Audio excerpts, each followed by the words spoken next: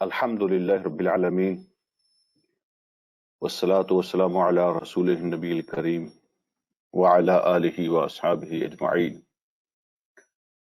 أما بعد فأعوذ بالله من الشيطان الرجيم. بسم الله الرحمن الرحيم. يسألونك عن الأنفال قل الأنفال لله والرسول فاتقوا الله وأصلحوا ذات بينكم وأطيعوا الله ورسوله إن كنتم مؤمنين. صدق الله مولانا العظيم. اللهم صل على سيدنا ومولانا محمد وبارك وسلم عليه صلاة سلاما كثيرا كثيرا.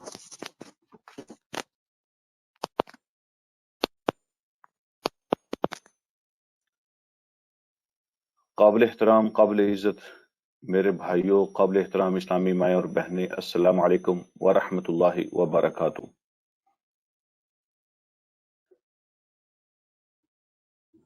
آج میں ایک ڈیفرنٹ ماحول میں بیٹھا ہوا ہوں اور ایک ڈیفرنٹ انوائرمنٹ میں بیٹھا ہوا ہوں اور ٹوٹلی ایک ڈیفرنٹ ٹائم کے اندر بیٹھا ہوا ہوں.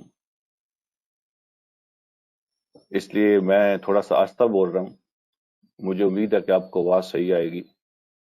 اگر آواز میں کوئی کمی بیشی ہو تو پلیز مجھے انفارم کر دیں. الحمدللہ قرآن کی 8ویں بڑی سورت کا آغاز ہم کرنے جا رہے ہیں.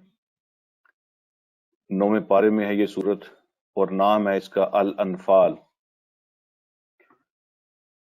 یہ جو سورت ہے یہ آلموسٹ یہ جو غزوہ بدر ہے اس پہ اللہ رب العالمین کی طرف سے تبصرہ ہے. اس پہ اس کے نتائج کا ذکر ہے، اس کی وجہ سے جو تبدیلیاں ہوئی تھیں ان کا ذکر ہے، اللہ رب العالمین کی مدد کیسے آتی ہے، اس کا کرائٹیریا کیا ہے، اس کا ذکر ہے.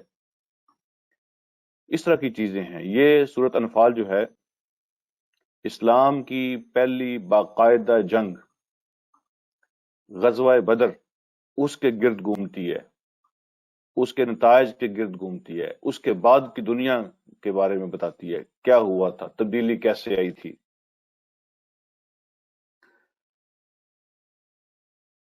آج کے سبق میں ہم غزوہ بدر کی داستان جو ہے نا وہ نہیں پڑھ سکیں گے.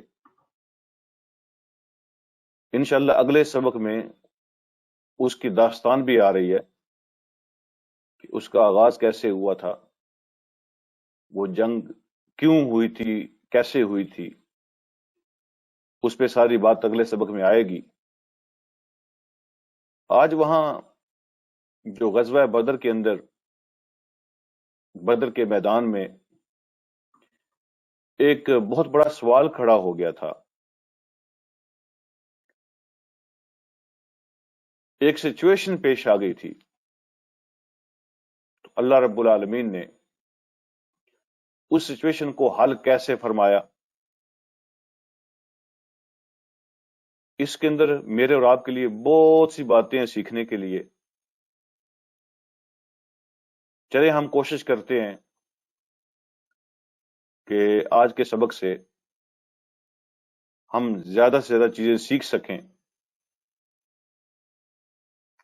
اپنی اپنی توجہ کے حساب سے اور اپنے اپنے ایمان کے حساب سے، اپنے اپنے جذبے کے حساب سے ہم اس چیزیں اسے لے سکتے ہیں اور اسے سیکھیں گے انشاءاللہ.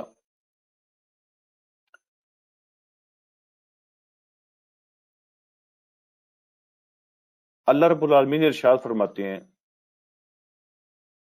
وَيَسْأَلُونَكَ عَنِ الْأَنْفَالِ.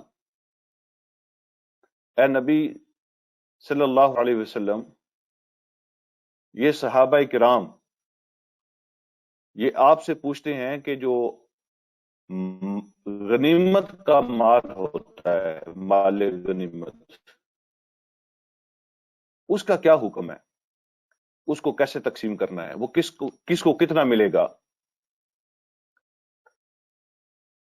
تو یہ ہے وہ بیسک سوال جس کو اللہ رب العالمین نے ایڈریس کیا ہے آج کے سبق میں. سچویشن بڑی کرٹیکل تھی. جس طرح پڑھتے ہوئے محسوس ہوتا ہے نا، ایسے نہیں تھا کہ بڑا کوئی آسان سا مسئلہ ہو اور فوراً حل ہو گیا ہو. بڑی کرٹیکل سچویشن تھی، وہ بڑی سینسٹیو تھی. لیکن ایمان جو ہے نا، ایمان وہ چیزوں کو کیسے حل کرتا ہے، اس کی یہ بہترین مثال ہے ہمارے سامنے. جیسا میں نے عرض کیا کہ غزوہ بدر سے پہلے مختلف جھڑپیں ہوئی تھیں، لیکن پہلی جو باقاعدہ جنگ ہے وہ غزوہ بدر ہے. حضور علیہ الصلوۃ والسلام اور آپ کے ساتھی، ان کے مقابلے میں کفار. وہ داستان جیسا میں نے عرض کیا اگلے سبق میں آپ سے شیئر کروں گا قرآن نے کیا پیش کیا ہے. تو ہوا یہ تھا کہ اللہ پاک نے اپنے سپاہیوں کو، اپنے شیروں کو فتح عطا فرمائی. دشمن بہت سا مال اسباب چھوڑ کے بھاگے. 70 ان کے بڑے بڑے سردار، جو بڑے بڑے سردار تھے، بڑے بڑے جو قبیلوں کو لیڈ کرتے تھے، وہ مارے گئے، اور 70 بڑے بڑے جو ہیں وہ قیدی بنے. یہ ان کا سب سے بڑا نقصان تھا، جو انہوں نے کبھی خواب میں بھی نہیں دیکھا تھا کہ ایسا ہو سکتا ہے. وہ یہ جنگ تفریح کے طور پر کرنے آئے تھے، تفریح کے طور پر. وہ یہ جنگ کرنے آئے تھے انجوائمنٹ کے طور پر. یعنی ان کے نزدیک یہ جنگ کوئی جنگ نہیں تھی. وہ سوچ رہے تھے کہ کل جن کو ہم نے مکہ سے نکال دیا، جن کے بدن پہ پورے کپڑے نہیں تھے، اپنے گھر، اپنی زمینیں، اپنے باپ دادا کی جائیداد، اپنی جو ہے نا وہ جائے پیدائش، اس کو چھوڑ کر وہ نکلنے پہ مجبور ہوئے. تو آج وہ ہمارے ساتھ جنگ کیسے کر سکتے ہیں، جن کے پاس نہ کوئی لڑنے کے لیے کوئی ہتھیار ہیں، نہ 2 وقت کا پورا کھانا ان کو دستیاب ہے. وہ تو ہمارے سامنے آ نہیں سکتے. وہ تو دنیا کو بتانے کے لیے آئے تھے کہ دیکھو یہ انہوں نے ہمارے ساتھ ٹکر لی تو ان کا کیا حال ہم نے کیا. تو وہ تو تفریح کے طور پر آئے تھے. میں اگر اپنی زبان میں سمجھنے کے لیے آپ سے عرض کروں تو وہ ڈول باجے ساتھ لے کے آئے تھے. رستے میں وہ محفلیں جمایا کرتے تھے، ہنستے تھے، مسکراتے تھے، شعر و شاعری ہوتی تھی. عورتیں ساتھ لے کے آئے تھے تاکہ وہ بھی انجوائے کر سکیں ہماری بہادری کو. لیکن اللہ رب العالمین نے، یعنی حالت یہ تھی کہ غزوہ بدر میں ایک مسلمان کے مقابلے میں 3 کافر تھے، اور وہ تینوں کافر مکمل مسلح تھے. اور یہ جو مسلمان صحابی ہے، اس کے پاس جنگ کا سامان بھی نہیں تھا. اس سے آپ اندازہ کر سکتے ہیں کہ سچویشن کیا تھی. ایک بندہ 3 دن سے لڑ رہا تھا کم سے کم، لیکن اللہ رب العالمین نے اس کے باوجود فتح عطا فرمائی اہل ایمان کو. دشمن اپنا سارا ساز و سامان چھوڑ کے بھاگا. ان کے 70 بہترین لوگ قیدی بن گئے، 70 بہترین لوگ ان کے مارے گئے. وہ حواس باختہ تھے. اب صحابہ کرام کے 3 گروہ بن گئے تھے مال غنیمت کے بارے میں. مال غنیمت جو ہوتا ہے، دشمن کا چھوڑا ہوا مال، جنگ کے میدان میں جو دشمن سے چھینا جاتا ہے یا دشمن چھوڑ کے بھاگتا ہے، اس کے بارے میں عرب کے اندر صدیوں سے ایک دستور تھا، اور ان کا اپنا ایک کلچر تھا. اس صدیوں کے دستور اور کلچر کے مطابق اب 3 گروہ بن گئے تھے ان کے. ایک گروہ وہ تھا جو میدان کے اندر لڑ رہا تھا جب کافر میدان چھوڑ کے بھاگے تو انہوں نے سامان اکٹھا کرنا شروع کر دیا. ان کے جانور، گھوڑے، اونٹ، تلواریں، تیر، جو باقی چیزیں چھوڑ کے بھاگے تھے، سارا کچھ.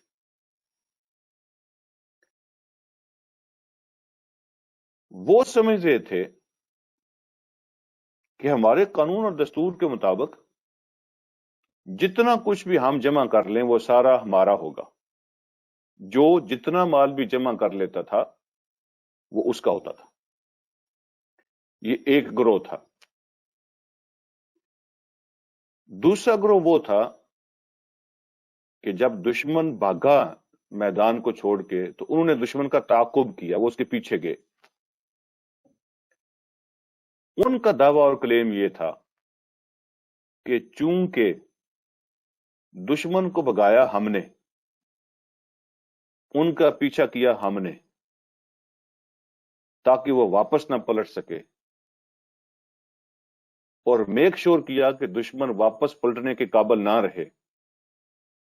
زیادہ ایفرٹ ہم نے کی، زیادہ محنت ہم نے کی، یعنی لڑنے کے بعد دشمن کے پیچھے بھی گئے. لہذا ہمارا بھی اس مال کے اندر حصہ ہے، ہمارا حق بھی ہمیں دیا جائے. تیسرا گروہ وہ تھا جو حضور علیہ الصلوۃ والسلام کا حفاظتی دستہ تھا، نبی علیہ الصلوۃ والسلام کا حفاظتی دستہ، جو حضور علیہ الصلوۃ والسلام کی حفاظت پہ مامور تھے، نبی علیہ الصلوۃ والسلام کے ساتھ تھے. ان کا کلیم یہ تھا کہ دیکھو یہ دین ہمیں کہاں سے ملا، یہ ایمان ہمیں کہاں سے ملا. ہمارے لیے دین تو اللہ کے نبی کی ذات ہے، انہی سے دین ملا، انہی سے ایمان ملا. اگر خدا نخواستہ آپ کو کچھ ہو جاتا تو پھر اس مال کو ہم نے کیا کرنا تھا؟ ہم نے حضور علیہ الصلوۃ والسلام کی حفاظت کی ہے، ہم آپ کے ساتھ تھے، زیادہ اہم کام ہم نے کیا ہے. ہم یہ نہیں کہہ رہے کہ مال سارا ہمارا ہے، لیکن اس میں ہمارا بھی حصہ ہے. تو یہ تین اوپینین سامنے آئے، تین گروہ تھے. ایک کہہ رہا تھا جو کچھ ہم نے اکٹھا کیا وہ سارا ہمارا ہے. دوسرا تعاقب کرنے والے تھے، وہ کہتے تھے ہمارا بھی اس میں حصہ ہے، ہم نے اصل کام کیا ہے. تیسرے نے کہا ہمارا بھی اس میں حصہ ہے کیونکہ نبی علیہ الصلوۃ والسلام کی حفاظت ہم کر رہے تھے.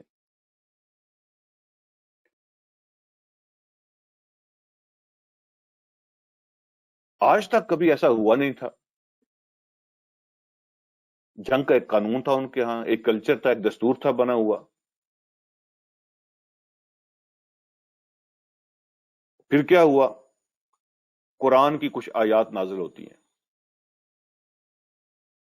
حضور علیہ الصلوۃ والسلام ان کو پڑھ کے سناتے ہیں. جیسے ہی ان کے کانوں میں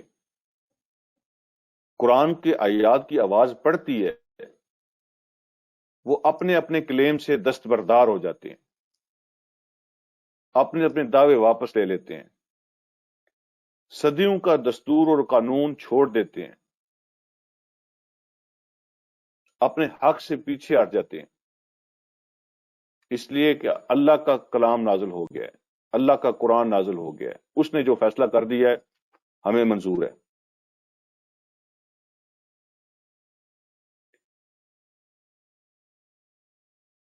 معلوم یہ ہوا کہ یہ جو قرآن ہے یہ صرف برکت والی کتاب نہیں ہے، یہ کتاب فیصلے کرنے والی ہے، فیصلے کرنے والی. اس نے بڑی بڑی سینسٹیو سچویشن کے اندر فیصلے کیے ہیں، بڑی بڑی نازک صورتحال کے اندر اس نے وہاں سے لوگوں کو نکالا ہے.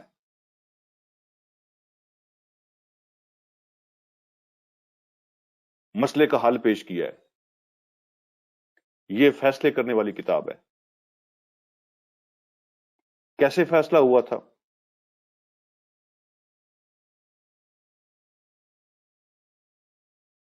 آپ اندازہ کر سکتے ہیں؟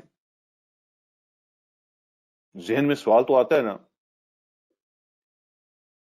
خاص طور پر آج ہمارے ذہن میں تو اس طرح کی بات ضرور آ جاتی ہے جب ہمیں کوئی یہ سنائے یا ہم یہ پڑھیں کہ یہ ہوا تھا اور یہ ہوا تھا، تو ذہن میں خیال آتا ہے کہ ایسا کیسے ہو سکتا ہے کہ صدیوں کو ایک دستور ہے، ایک کلچر ہے، ایک قانون ہے ان کا.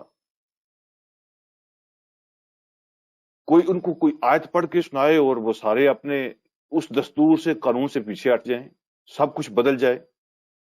کوئی بولے قرآن کی آیتیں اور وہ مان جائیں. ایسا کیسے ہو سکتا ہے؟ تو قرآن نے بتایا ہاں ایسا ہو سکتا ہے، لیکن اس کی ایک شرط ہے کہ تمہارے دل میں تقوی ہونا چاہیے. اگر تمہارے دل میں تقوی نہ ہو تو پھر یہ صرف ایک کتاب ہے، جیسے باقی کتابیں ہوتی ہیں. پھر یہ صرف ایک کتاب ہے، یہ تمہارے فیصلے نہیں کر سکے گی.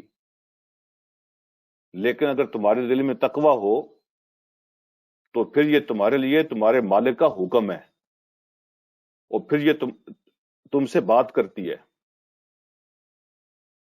اور تمہارے دل میں اترتی ہے، اور پھر جھگڑوں کے فیصلے ہو جاتے ہیں.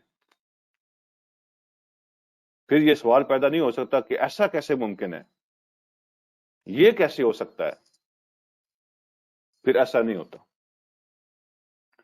وہ کسی نے کہا تھا نا،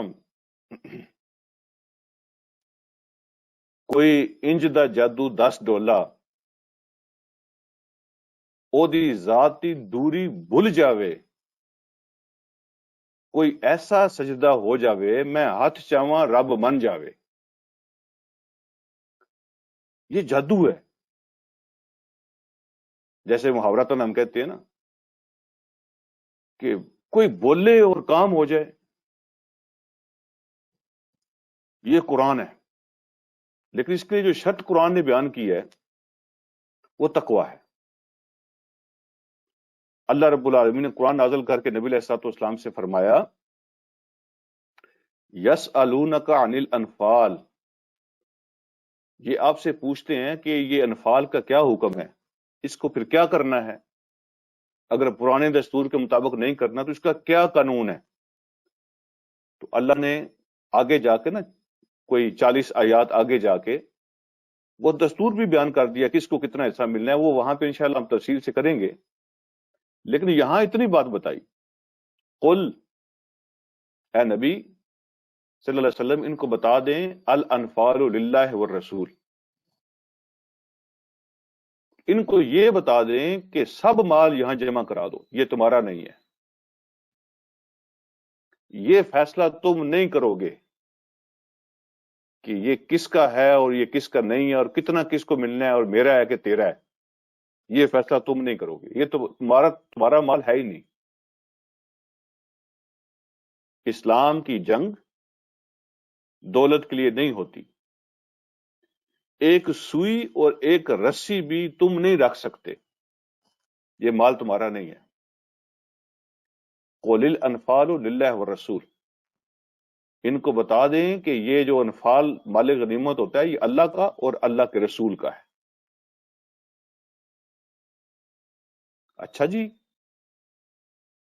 اگلا سوال جو ذہن میں آتا ہے نا وہ یہ ہے کہ کوئی کیوں نہیں بولا وہاں پہ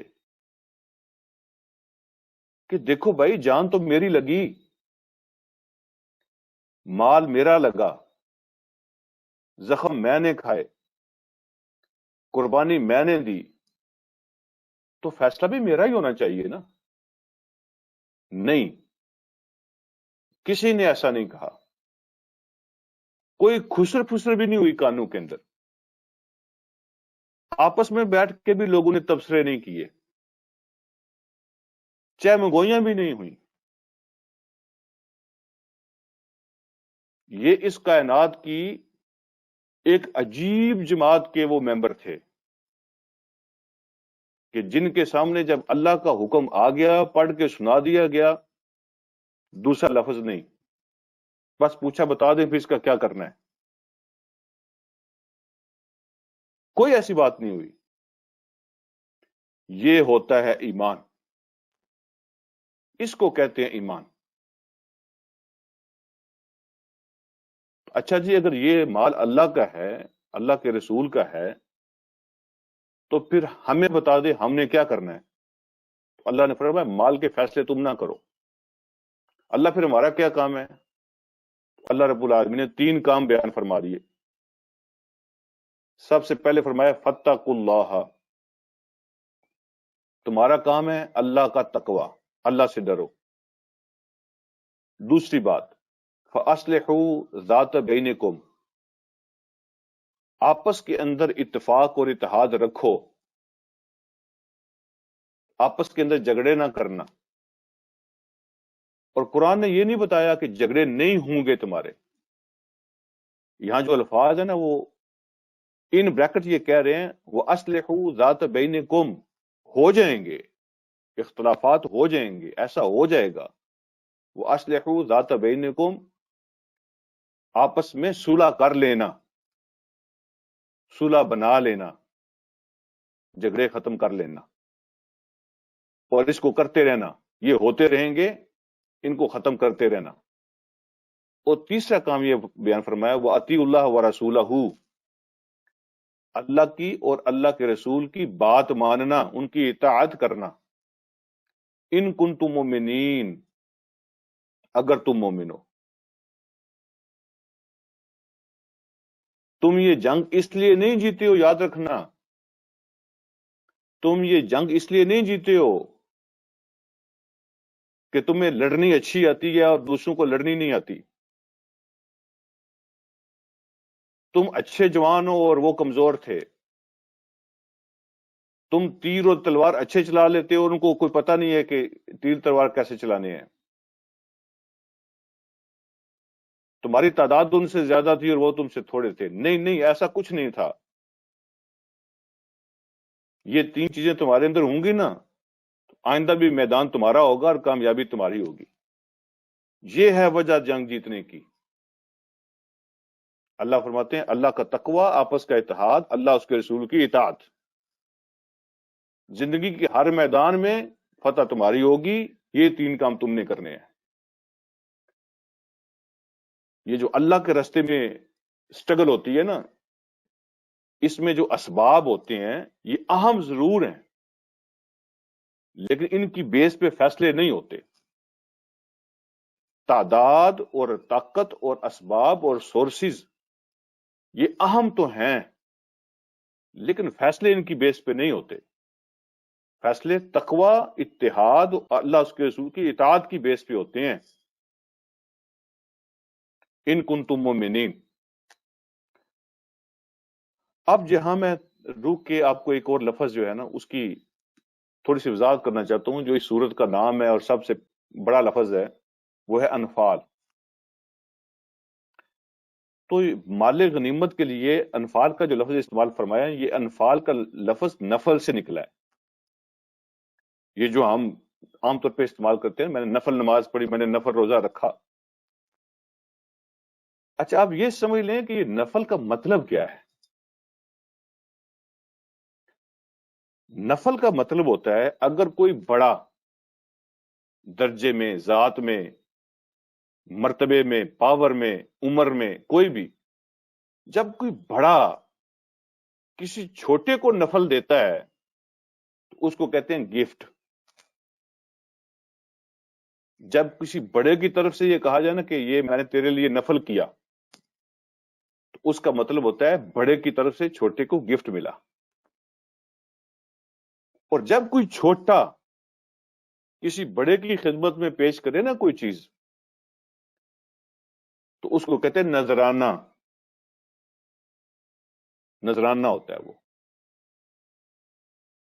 اس کا مطلب یہ ہوتا ہے کہ یہ میری ڈیوٹی نہیں تھی، میری جاب کا حصہ نہیں تھا، میرے فرض میں شامل نہیں تھا، میری ذمہ داری نہیں تھی، لیکن میں نے نذرانے کے طور پہ پیش کیا. جب چھوٹا بڑے کی خدمت میں پیش کرتا ہے نا تو وہ نذرانے کے طور پہ پیش کرتا ہے. آپ نے مجھ سے مانگا نہیں تھا، آپ نے فرض نہیں کیا تھا مجھ پہ، ڈیوٹی نہیں لگائی تھی میری، لیکن میں اس لیے پیش کر رہا ہوں کہ آپ خوش ہو جائیں. تو جب چھوٹا بڑے کو دیتا ہے تو اس نفل کا معنی نذرانہ ہوتا ہے. اور جب کوئی بڑا چھوٹے کو دیتا ہے تو اس کو گفٹ اور تحفہ کہتے ہیں. جب ہم نفل روزہ رکھتے ہیں نا تو اس کا مطلب یہ ہوتا ہے کہ اے میرے رب، آپ نے مجھے پابند تو نہیں کیا تھا اس کا، لیکن میں آپ کو نذرانہ پیش کر رہا ہوں۔ اور جب ہم نفل نماز پڑھتے ہیں تو اس کا مطلب یہ ہوتا ہے کہ اے میرے اللہ، آپ نے مجھے پابند نہیں کیا تھا اس کا، اگر میں نہ پڑھوں تو میرے لیے کوئی سزا نہیں ہے، لیکن میں چاہتا تھا کہ آپ خوش ہو جائیں تو میں نذرانہ پیش کر رہا ہوں اپنی طرف سے۔ لیکن جب اللہ اپنے بندے کو دیں گے تو وہ اللہ کا تحفہ ہوگا، اللہ کا گفٹ ہوگا۔ اللہ نے اس مال کا نام رکھا انفال۔ اس کا مطلب یہ تھا کہ یہ تمہارا حق نہیں ہے، یہ جو مال غنیمت ہوتا ہے یہ تمہارا حق نہیں ہے، یہ مال اللہ کا ہے، اور اگر اللہ اس میں سے تمہیں کچھ دے دے تو یہ اللہ رب العالمین کا تحفہ ہے تمہارے لیے، حق نہیں بنتا، یہ تمہارا کوئی حق نہیں ہے۔ اگر اللہ دے دے تو یہ اللہ کی طرف سے گفٹ ہے، تحفہ ہے، اس لیے حق مت جتاؤ، یہ نہ کہو کہ یہ میرا اور یہ میرا اور یہ میرا۔ اچھا پھر کیا ہوا؟ تینوں گروہوں نے دستبرداری کا اعلان کر دیا، تینوں گروہوں نے اپنے اپنے دعوے واپس لے لیے۔ میں نے عرض کیا نا 40 آیتیں آگے جا کے پھر قرآن بتائے گا کہ اس کو تقسیم کیسے کرنا ہے۔ یہاں پر جو دیکھنا صدیوں کا کلچر تھا، تو اس آیت نے اس کو آ کے روک دیا، لوگ رک گئے سوال کیے بغیر، پھر اللہ رب العالمین نے اس کا طریقہ بھی بتا دیا۔ دیکھیں صحابہ کرام کے زمانے میں جھگڑوں کے فیصلے ایسے ہو جاتے تھے،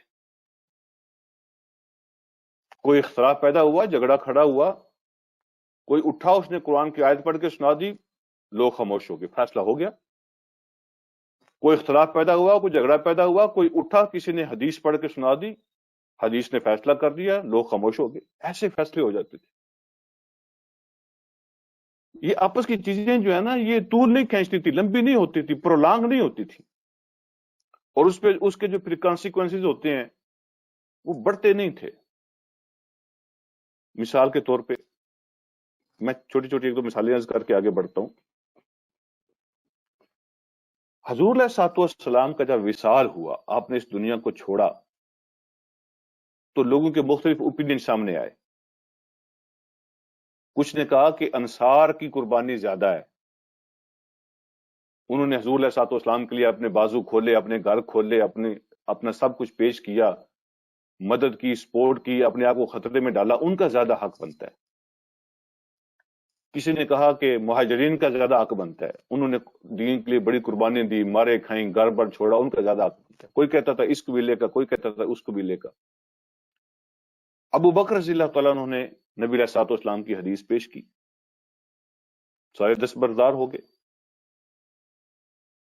حدیث سنی، خاموشی اختیار کر لی۔ اچھا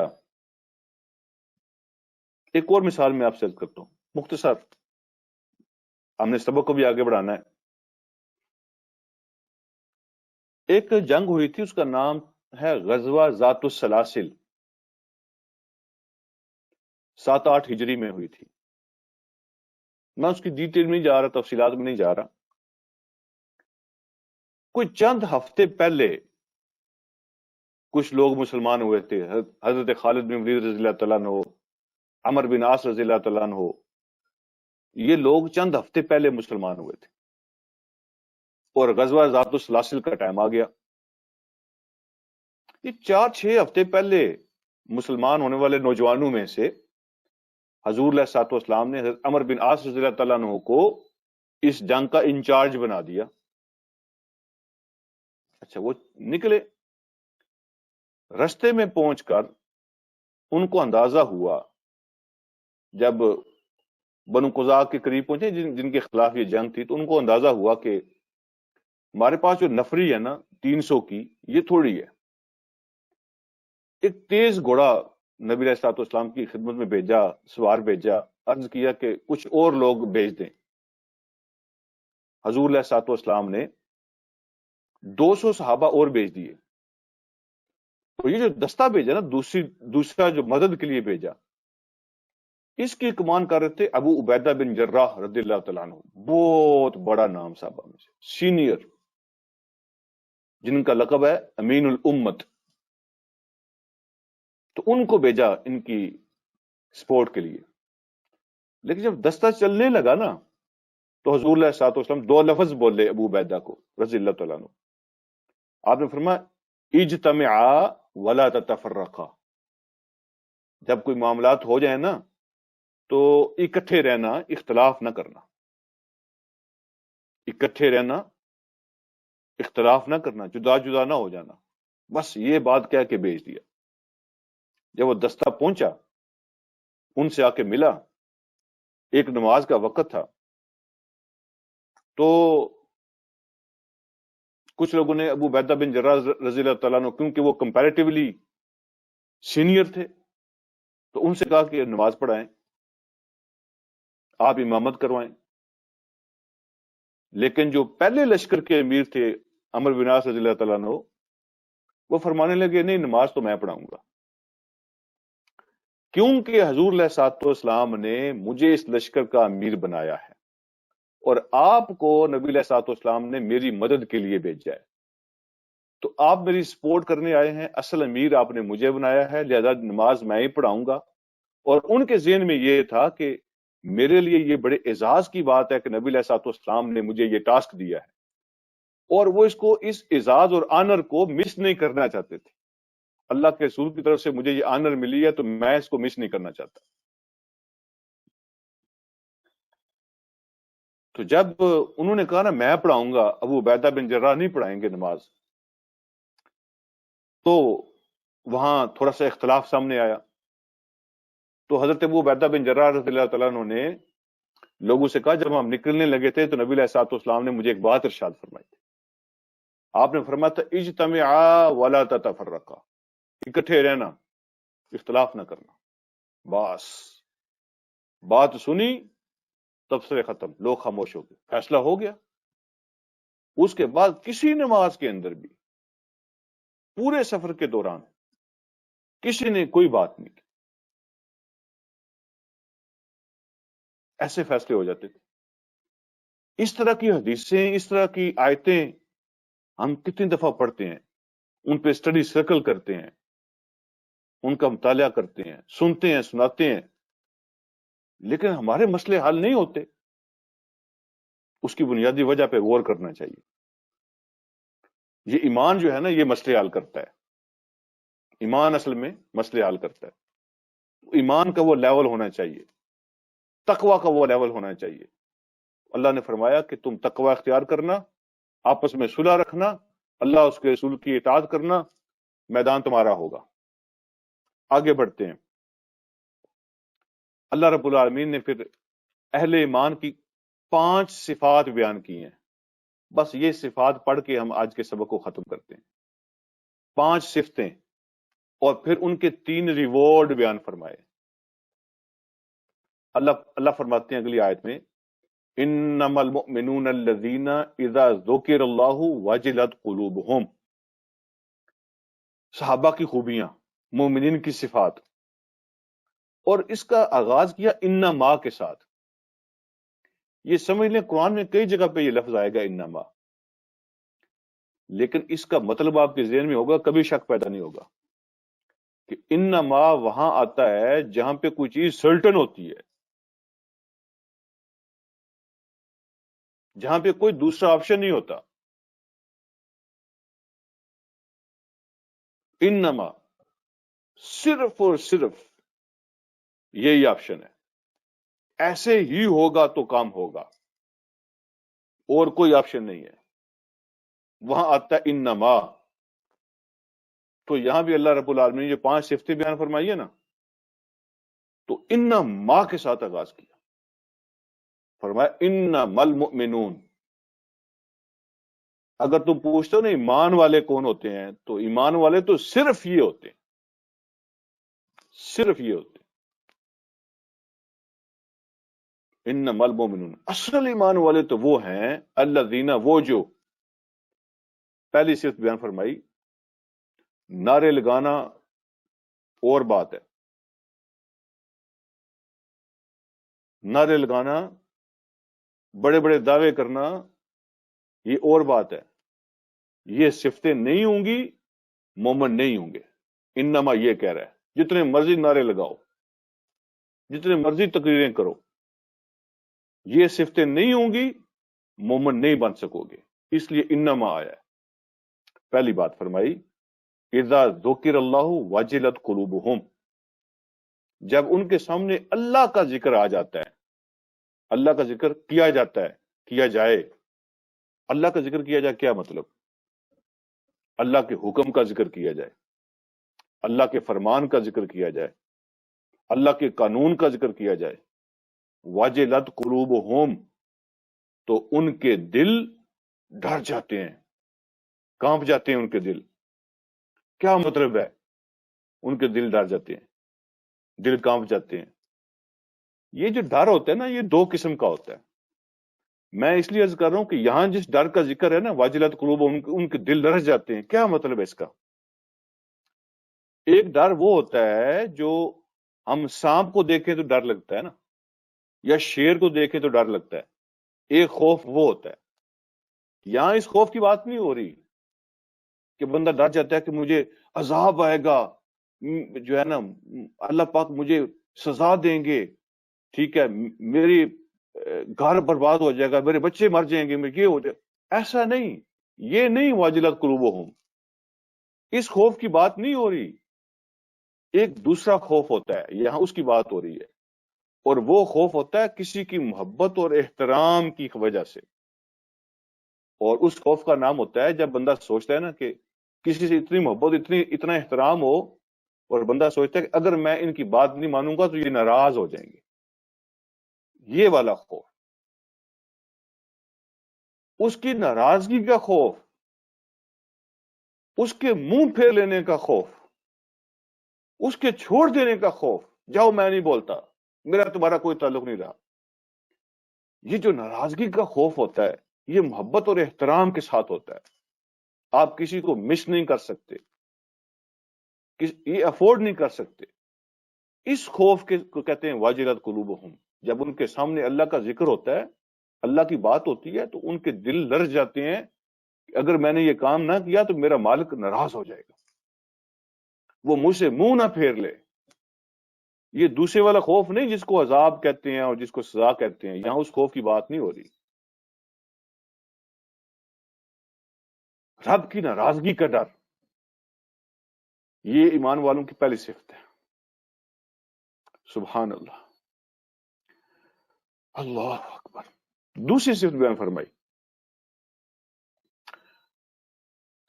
وَإِذَا تُلِيَتْ عَلَيْهِمْ آيَاتُهُ زَادَتْهُمْ إِيمَانًا، اور جب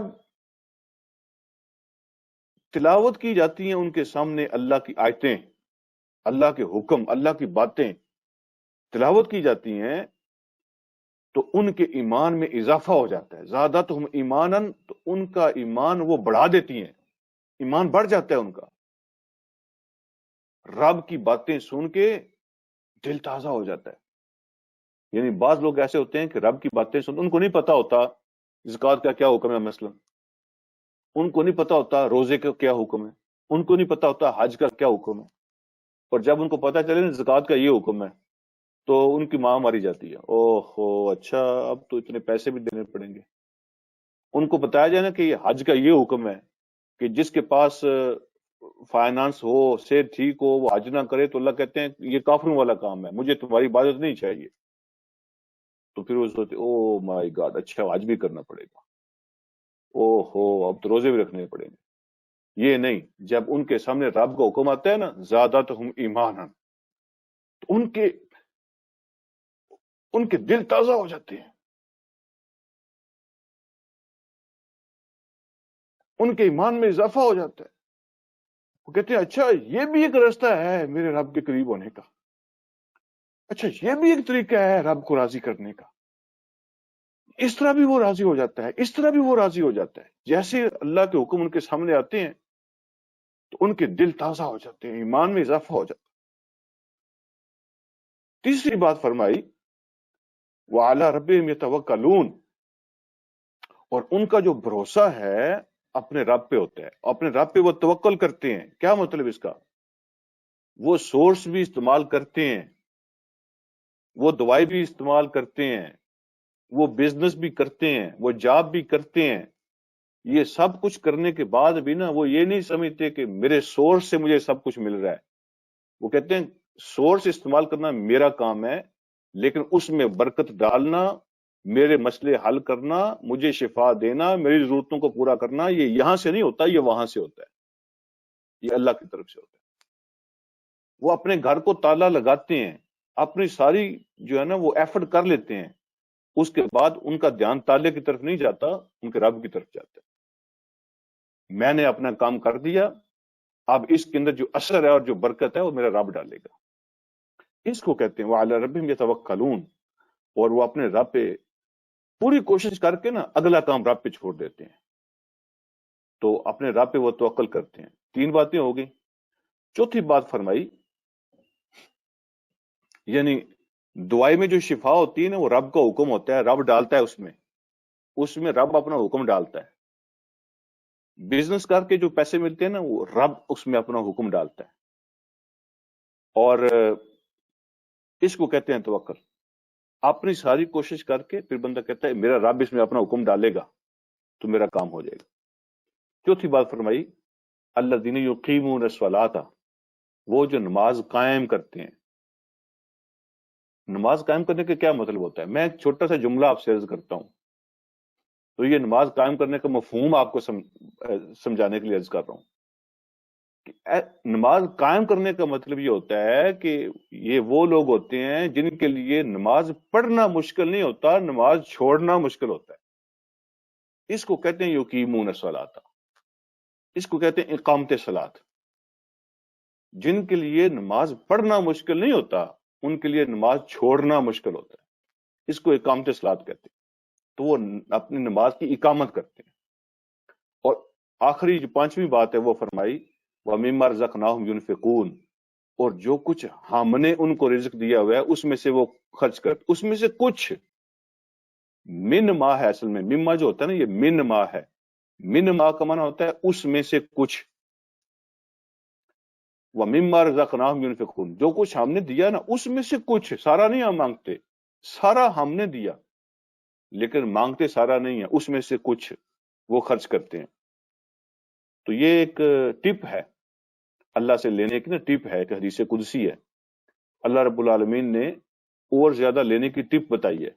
اللہ فرماتے ہیں یا ابن آدم انفق انفق علیک، اے آدم کی اولاد تم خرچ کرو میرے اوپر، میں خرچ کروں گا تمہارے اوپر. تم خرچ کرو، تم نے کتنا خرچ کرنا ہے؟ جتنی تمہاری ابیلٹی ہے، جتنی تمہاری توفیق ہے، جتنا تم کر سکتے ہو. لیکن جب اس کے جواب میں وہ کہتا ہے میں تم پہ خرچ کروں گا، تو وہ کرے گا اپنی شان کے مطابق، تو تمہارے مال کے مطابق نہیں کہ جتنا تم کرو خرچ کرو گے اتنا ہی میں تمہیں دوں. نہ، یہ نہیں اللہ نے فرمایا.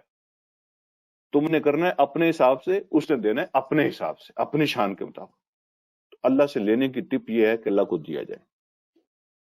اگلی بات فرمائی جب یہ تم 5 کام کرو گے نا تو پھر اللہ رب العالمین نے ان کے بارے میں فرمایا اولئک هم المؤمنون حقا، یہ ہیں وہ مومن جو سچے اور پکے مومن ہیں، یہ ہیں اصل مومن. پہلے انما سے شروع کیا تھا، اس کا معنی بھی یہ ہے کہ مومن تو صرف یہ ہوتے ہیں. اور جب 5 باتیں بیان کی نا اس کے بعد حقاً کا لفظ بھی استعمال کیا، اولئک هم المؤمنون حقا، یہ ہیں جو اصلی مومن. اختتام بھی اسی کے ساتھ کیا حقاً، اور آغاز بھی انما کے ساتھ کیا. تو یہ دونوں باتیں بتاتی ہیں کہ مومن اصل میں یہ ہوتے ہیں، اولئک هم المؤمنون حقا، یہ وہ لوگ ہیں جو اصلی مومن. اب ان کے لیے اللہ پاک نے 3 انعام بیان کیے. اچھا عجیب سی بات یہ ہے، دیکھیں قرآن کتنا خوبصورت کلام ہے. یہ جو 5 باتیں بیان کی نا ان کی 3 کیٹیگریز ہیں، 3 ان کی کیٹیگریز ہیں، اور آگے 3 قسم کا اجر بیان کیا. کیٹیگری 3 کون سی ہیں؟ یعنی کچھ لوگ کام ایسے ہیں جو جن کا تعلق دل کے ساتھ ہے، مثلا توکل ہے یا تقوی ہے، ٹھیک ہے، ایمان کا بڑھ جانا ہے، ایمان بڑھ جاتا ہے اللہ کی آیتیں سنتے ہیں تو ٹھیک ہے، اللہ پہ توکل کرتے ہیں. یہ جو تعلق ہے دل کے ساتھ ہے. یعنی ایک کیٹیگری ان 5 اعمال میں سے وہ ہے جن کا تعلق دل کے ساتھ ہوتا ہے. اچھا، دوسری کیٹیگری وہ ہے جس کا تعلق بدن کے ساتھ ہوتا ہے، نماز قائم کرنا، مثلا نماز بدنی عبادت ہے. وہ تیسری کیٹیگری وہ ہے جس کا تعلق مال کے ساتھ ہے، خرچ کرنا. ٹھیک ہے، تو یہ 3 قسم کے اعمال ہیں، دل والے، بدن والے، مال والے. تو 3 کیٹیگریز کے لیے اللہ پاک نے 3 اجر بیان کیے. اللہ فرماتے ہیں لہم درجات عند ربہم. پہلی بات، ان کے لیے ان کے رب کے پاس بہت درجے ہیں، رینکس ہیں. یہ پہلی بات. دوسری بات فرمائی وَمَغْفِرَةٌ، اور اللہ کے پاس ان کے لیے بخشش ہے، مغفرت ہے. اور تیسری بات وَرِزْقٌ کریم، اور اللہ کے پاس ان کے لیے عزت کی روزی ہے. عزت کی روزی، بہترین رزق عزت کی روزی ہے. آپ اندازہ فرمائیں کہ اگر تو میں اس کی تقسیم ایسے کرتا ہوں کہ اللہ پاک نے جو پہلا اجر بیان کیا نا وہ دل کی باتوں کے ساتھ ہے، جن کا تعلق دل کے ساتھ ہے. تو اگر تمہارا توکل ٹھیک ہوگا، اگر تمہارا ایمان ٹھیک ہوگا تو تمہیں درجات ملیں گے. اگر تم درجے لینا چاہتے ہو تو جو دل کی باتیں نا اس میں 5 میں سے بیان ہوئی ان کی طرف توجہ کرو.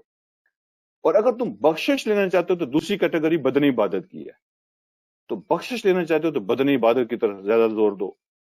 اور تیسری کیٹیگری مال کی ہے، اس کے بارے میں فرمایا رزق کریم.